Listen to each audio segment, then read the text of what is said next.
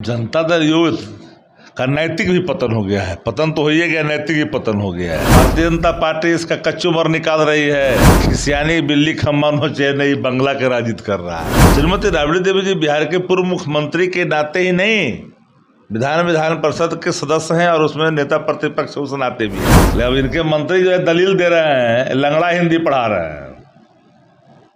कितना कानून के जानकार है, मर्यादा और लोक लज्जा का लज्जा भी ले जाया जाता है ऐसे बात करने वालों को सामने। कौन सा कानून, किस कानून के तहत बात कर रहे हो? ये कोई पहला आवंटन नहीं है, उसमें रह रहे हैं लंबे समय से। अलग व्याख्या करने की कोशिश ना करें ये लोग।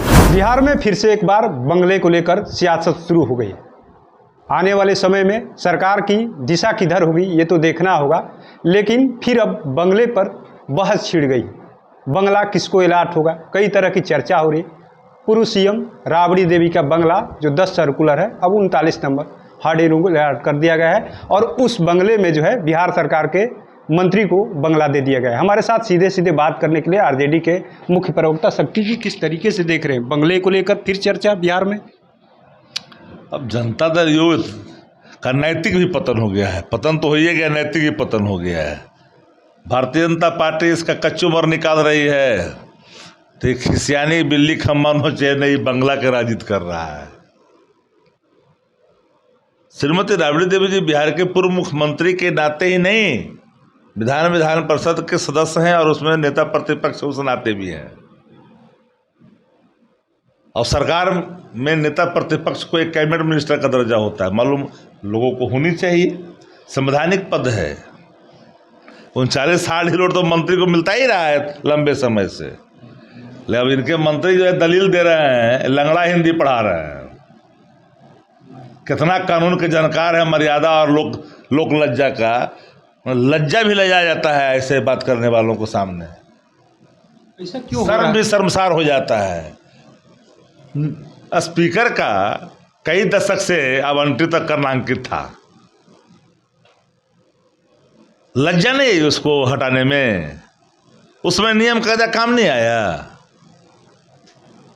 डिप्टी सीएम का हवाला दिया कर रहा था 5 नंबर का, अब घुस गया एक अन्य मार्ग में, लगा झुलनिया में धक्का चल गया उसी में। आज जो आधा जो था उधर 7 नंबर, वो भी एक सवाल है। सदन के सदस्य अब नहीं है, राज्यसभा के हैं। अगर वो रह सकते हैं पूर्व मुख्यमंत्री के नाते, तो कई लोग हैं पूर्व मुख्यमंत्री के नाते। लेकिन सवाल यही है कि एक मंत्री आपका सरकार है तो नियम कायदा का माने अथी पर नहीं, एक ताखा पर है। आपके सरकार है तो नियम कायदा ताखा पर, और दूसरे के लिए कानून का आप आईना दिखाइएगा। कौन सा कानून, किस कानून के तहत बात कर रहे हो? ये कोई पहला आवंटन नहीं है, उसमें रह रहे हैं लंबे समय से। अलग व्याख्या करने की कोशिश ना करें ये लोग। किसके इशारे पर लग रहा है? अरे अपना एक खिसियाल है, इशारा कुछ होते, जदयू वाला खिसियाल है। इसको बुखार छड़ा के भाजपा रखे हुए है, बलकोइया तो छोड़ा दिया है, अब कुछ बचल है जदयू में? बुखलाल है, कोई रिपोर्ट मांग रहा है सुबह शाम का सामे में। देखे ना, कोई आवाज से कोई चिंता नहीं है। लालू प्रसाद जी 55 बरस तक रहे हैं, 55-60 बरस जिंदगी गुजारा है अपने जीवन का सरकारी आवास में। उसके लिए मोहताज है क्या? सरकारी बंगले की बात नहीं है, जो नियम के तहत अगर एक मंत्री के दर्जे को मंत्री को अलाट किया जा रहा है। कितना बार बताए कि नेता प्रतिपक्ष संवैधानिक पद है और उसके तहत वो हैं।